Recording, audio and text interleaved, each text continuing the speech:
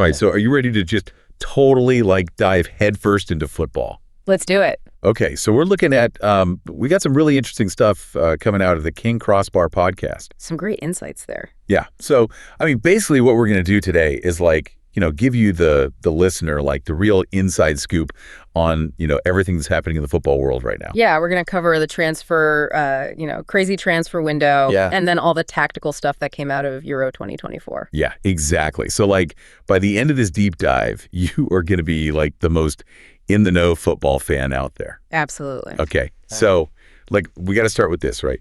Mbappe to Real Madrid. Come on. It's been years they've been talking about it, right? It's finally happened. It's huge. What do you think? What do you think about this move? Well, I think it's really interesting, not just because, it finally happened, but because of what it says about Real Madrid's strategy going forward. Well, yeah. Pairing Mbappe with Vinicius Jr. Oh, skied. Yeah, they are clearly, going to focus on lightning fast counterattacks, taking advantage of their speed and dribbling skills. It's scary to think about as a defender. Absolutely. To be on that pitch. How do you even defend that? And it kind of makes you think, right? Is this the end of tiki-taka? Ooh, interesting question. It's hard to say for sure, but there's definitely a shift. King Crossbar also mentioned, a couple other interesting transfers Victor Osimhen. Oh, yeah. He's been linked with everybody. Yeah. Chelsea, Arsenal. He's a hot commodity. Yeah. And then there's Joby Bellingham.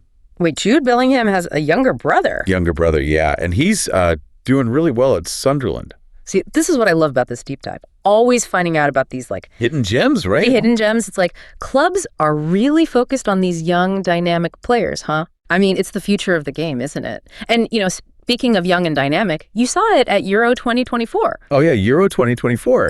That was a tournament. Unbelievable. Some of those young players, Lamine Yamal from Spain. Oh, yeah, him and Jamal Musiala, Germany. Musiala, yeah, they were fantastic. Took the tournament by storm, Their creativity, their fearlessness in attack, just incredible to watch. And it just, thinking back to Euro 2024, what really stood out to you about the tactics that we saw? Because I know the King Crossbar guys were talking a lot about high-pressing wingback systems. Yeah, and they're right to be excited about it. It's such a high-energy, dynamic style, so captivating to watch. And, I think it's no coincidence that a lot of the teams that were using those tactics were really led by that young talent. Yeah, you need that fearlessness and that stamina. Absolutely. Which makes you wonder, right?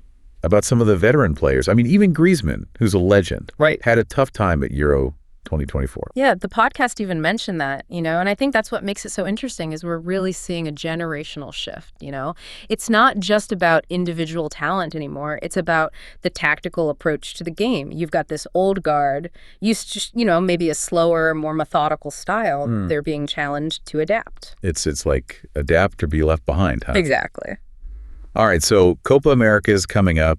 Argentina looking to defend their title. Oh, it's always such a passionate, intense tournament. And Brazil, they're going to be looking for redemption. Absolutely. What are you thinking about Copa America? Well, the King Crossbar guys, they think that Uruguay could be a dark horse. Oh, interesting. And I actually agree with them. They've got a really, really good mix of experienced players, solid core, and then they've got a couple of these young stars that could really make an impact. Are you talking about Endrick for Brazil? Endrick, yep. And Garnacho for Argentina? Garnacho, yep. Those were the two names that jumped out at me from the podcast. Yeah. South America, man. It's a hotbed. It's a hotbed. It always has been. All right, before we wrap up, got to ask about preseason. Did you catch any of those friendlies? Oh, of course. I'm always watching football. Man U versus Arsenal. That was a good one. That was a good one. Yeah, preseason's always a little bit, up and down. Yeah, it's hard to... But sometimes you can kind of see what the managers are, thinking about for the season. Yeah, what they're planning. And I was really interested to see how Arsenal is integrating their new signings. Oh, yeah. They've been busy, and they seem to be going for even more fluidity in their attack. Oh, that's going to be... Which is exciting to see. That's going to be fun to watch. Absolutely. So, and we gotta mention women's football, too. Absolutely. It's blowing up. It's amazing. It's fantastic to see. And I think Paraluelo and Oberdorf, those are just the beginning. Yeah. The talent pool in the women's game has never been deeper. And with more investment coming in, more media attention, the level of play is like skyrocketing. Yeah. Women's Champions League this year, just some brilliant tactical displays. Oh, it was amazing to watch. I think we're just going to see, even more innovation in the years to come. I can't wait. It's a great time to be a football fan. Okay, so we covered a lot, right? Like from Mbappe to rising stars all over the world. We did. I think it's pretty clear that the game is evolving so fast. Constantly. This season is going to be like a roller coaster. Yeah. So here's the million-dollar question for you.